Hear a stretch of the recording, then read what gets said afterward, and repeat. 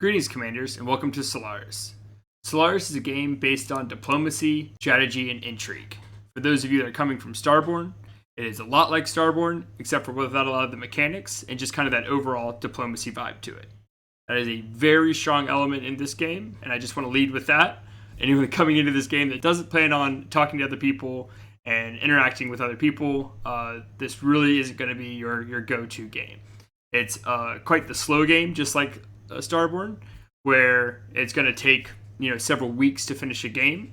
But this allows the average working person to actually kind of compete in a game where you're not logging into a game that I didn't grind something for the last 3 hours, so I'm behind. It's going to be very slow paced and over a long period of time. And something that helps with it going over a longer period of time is the game is actually set up in ticks.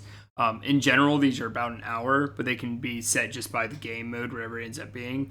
And so the game's actually only moving forward for each of these ticks. Every however many ticks there are, there's also a production tick that I think is at base 8 hours. It can go anywhere from 24 hours to 5 minutes. And this is actually when you'll get cash and other things will go through. These two are important. I just reference them only as ticks for most of the time. Bear with me. A lot of times I'm meaning the production tick. It's just new vocab for everyone. And with this, yes, the game will continue even when you're logged off. I think we get asked that probably more than anything. Now, what I'm going to do is show you guys when you come to this first start page, where to go, what to do, how to join your first game, and how to get set up. So when we first come here, what we're going to want to do is click Join Game. Now, I recommend just go ahead and starting with one of these official games. These are just made by the creator himself.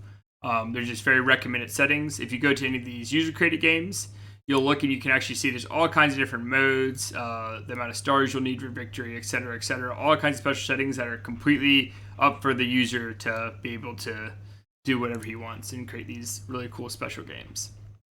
What I'll do is just kind of jump into one of these games. As you can see, most of these are pretty average sized lobbies. The 32 one really sticking out as something that if you really want to sink your teeth into diplomacy, this would be your go-to thing. Or if you're wanting to chill and just kind of learn the rules, 1v1 might be more where you're going to. So I'll go ahead and go to the new player game, which I recommend you guys also go to.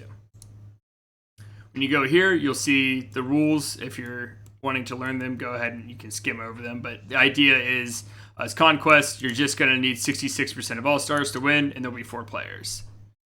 When we open the game, we'll be presented with all the different starting areas we could be in. You can see 2 people have already joined this game, and the game actually won't start until all 4 slots are taken. So it sets your name here. You can actually switch your name if you want to go incognito. If you've burned some people in the past, you can change this to something really creative like not Feka, so people know that's not the guy that backstabbed me last time. There's a lot of cool pictures here to choose between. From what I've seen, and at least currently where the game's at, there's no monetary side of it. It's all for free, including the images, etc. And you'll just kind of pick one of these 2 starting spots. I'll go kind of up here at the top. Now, like I said, we won't actually be able to have to start the game until the green player comes into the game, but what we can do is kind of familiarize ourselves with what's going on in the game. Now, what you'll see when you first come to this, when you first log into a match, is your main star here. It has 10 ships. That's going to be the number here. It has 10 ships on each of your stars, but the second one is how many carriers. Carriers are how you actually move your ships from one star to another, and they can be accessed up here. So you can see the star here actually has 9 ships, and you have a carrier here with 1 ship, opposed to if you click on another star, it'll just show the star menu. That menu will also be visible if you just click here on the star. We'll get to that in a second. Now, if you want to get to your carrier, because I want to go ahead and conquer new stars, because that's the whole point of the game, right? You go here and you click on your carrier. You can transfer more ships from the star to your carrier. So say if I want all 10 of my ships to be in this carrier, and we can set waypoints. And this you can literally sit here all day and go around in circles and do all kinds of cool stuff like loops, etc. But I just want to, for now, go ahead and get to this first star. And you'll see this will actually take 3 hours as soon as the game actually starts. If, say, you're going to bed for the night and you want to just conquer a bunch of stars, okay, well, now I don't need to check in on this for 11 hours. So maybe I'll do something like that. It's always good to check in to see the progress of your neighbors as well.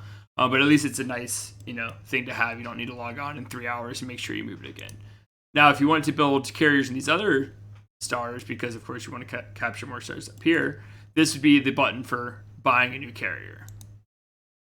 Here we can say we want the new carrier to have all 10 there, and it'll cost you 25 credits, and these credits will be up at the top right, and you'll gain these throughout the game through ticks.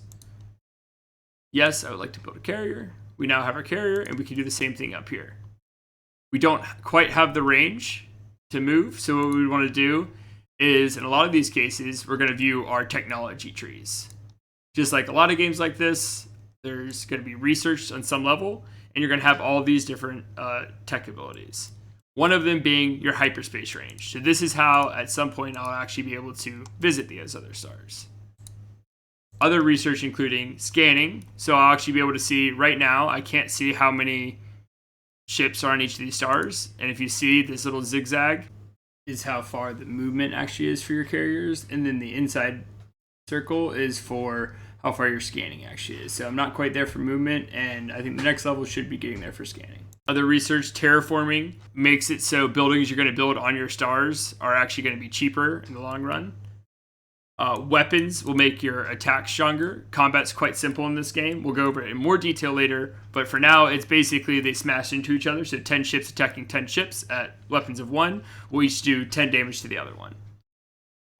With weapons 2, it then brings each of theirs times 2, times 3, etc. as it goes on. Banking, you'll get an extra amount of credits just straight up at the end of each tick, which tends to be about 24 hours. It could be anywhere from 8 hours, etc., just depending on the settings. Manufacturing is how many ships per tick build on each star. And specialists, and we'll get to specialists in a much greater detail later, but these are basically cool little additions to make certain stars or certain carriers more effective. Now, for these buildings here, you see 551 and 000. This will go into this a little bit more. These are the things that terraforming will make cheaper. And to go into detail with them, you'll see the first one is you're going to be upgrading your economy. That means every tick, this will generate more money. The second one is upgrade industry. This means every tick, you'll generate more ships at this star. And then upgrade your science. And these are all the buildings in the games, and science is just going to mean, guess what? You research stuff faster. And this will be cumulative based off all your stars. So right now you see your ETA is 2 days and 2 hours.